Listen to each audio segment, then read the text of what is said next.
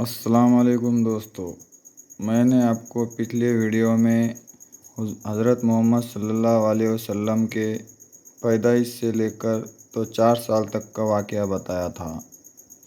तो दोस्तों, आज के वीडियो में मैं आपको हज़रत मोहम्मद सल्लल्लाहु अलैहि वसल्लम के 4 साल से आगे का वाक़या बताने वाला हूँ।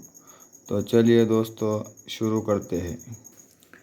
जब हज़रत की उम्र छः साल की हुई तो बीबी आमिना हज़रत को लेकर मदीने में अपने रिश्तेदार से मिलने आई। कुछ दिन रहकर वापस हुई। अबवा नाम के गांव में पहुंची तो बीमार हो गई और उसी बीमारी से इंतकाल फरमा गई। फिर उम्मे ऐमन जो बीवी के साथ थी और लौंडी थी, आपको अपने साथ मक्का लाई और दादी अब्दुल मुत्तलिब के हवाले कर दिया।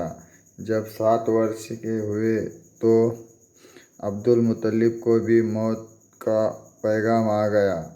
अपने आखिरी वक्त में सब लड़कों को जमा करके वसीयत की और हमारे नबी सल्लल्लाहु अलैहि वसल्लम की तरबियत देखभाल का काम अबू तालिब को सौंपा।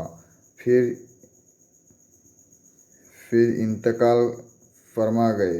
अब अबू तालिब हुजूर सल्लल्लाहु अलैहि वसल्लम की देखभाल और परवरिश करते थे। वह अपने बेटों से ज़्यादा आपसे मोहब्बत करते थे।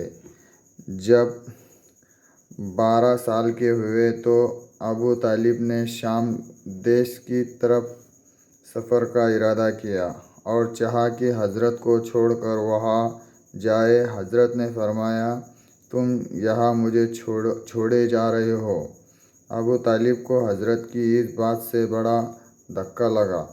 उन्हें छाती से लगाया और अपने साथ लेकर शाम मुल्क के काफ़िले के साथ रवाना हुए। जब शहर बसरा 6 कोस रह गया तो एक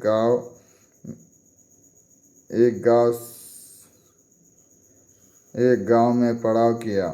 वहाँ एक इबादत खाना था कि उसमें बुहेरा नाम का एक राहिब रहता था। वह आसमानी किताबों का जानकार था। वह जानता था कि आखिरी पैगंबर मोहम्मद सल्लल्लाहु अलैहि वसल्लम इस इबादत खाने के पास बैर के पेड़ के नीचे उतरेंगे। जब काफिला घाटी से उतरकर जाहिर हुआ, बुहेरा ने दूर ही से देखा कि बादल का टुकड़ा साया करने के लिए आ गया है। उसको यकीन हुआ कि इस काफिले में वही पैगंबर मौजूद है। जब काफिला ने पड़ाव किया तो बुहेरा ने उनकी दावत कर दी और अपने नौकर से कहला भेजा कि ये मक्का वालों, आज तुम सब इस फ़कीर खाने में तशरीफ़ लाओ और मेरी दावत कबूल करो। उन लोगों ने आपस में कहा कि आगे जो काफ़िला आता था तो राहिब कभी तवज्जो भी न देता था। अब इस जोरदार मेहमानी की वजह क्या है? बहरहाल ये सब लोग दावत खाने को गए और सबने हज़रत को छोटा समझकर वही सामानों के पास छोड़ दिया। बुहेरा ने लोगों के चेहरों को बार बार देखा, लेकिन मोहम्मदी जमाल नहीं नजर आए। हैरान होकर बोला कि कोई और भी तुम्हारे साथियों में बाकी है?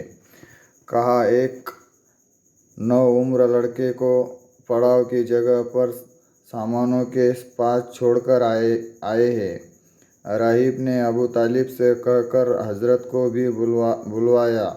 राहिब ने देखते ही नबूवत की निशानियों से पहचान लिया। बड़ी इज्जत के साथ बिठाया। खाने के बाद अबू तालिब से कहा कि तुम इस होनहार लड़के से कहो, जो कुछ मैं पूछूं उसे मुझसे छिपाए नहीं। हज़रत ने अबू तालिब के हुक्म के मुताबिक पूछा, क्या पूछते हो? उसने कहा कि मैं तुमको लात و عزا کی قسم دیتا ہوں کہ میں جو پوچھوں اس کا جواب دو۔ حضرت نے فرمایا، ان بتوں کا نام میرے سامنے نہ لو، میں کسی کو اس کے برابر دشمن نہیں جانتا۔ بحیرہ نے کہا، تو اپنی چادر اٹھا تاکہ میں تیری اونچی شان کی نشانی دیکھ سکوں۔ جب حضرت نے چادر اٹھائی تو بحیرہ نے فوراً اس نشانی کو جو نبوت کی مہر کی تھی چوما، بولا کہ میں گواہی دیتا ہوں کہ تو ہی آخری پیغمبر ہے کہ آسمانی کتابوں میں جس کا بیان ہے۔ بہت جلد پورب و پچھم تیرے نور سے جگمگائیں گے۔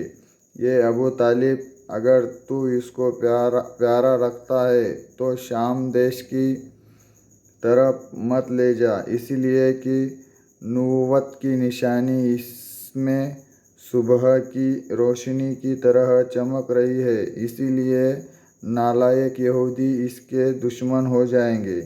ابو طالب نے خوش ہو کر بحیرہ کی بات مان لی اور اپنا مال بصرہ میں بیچ کر مکہ کو روانہ ہو گئے۔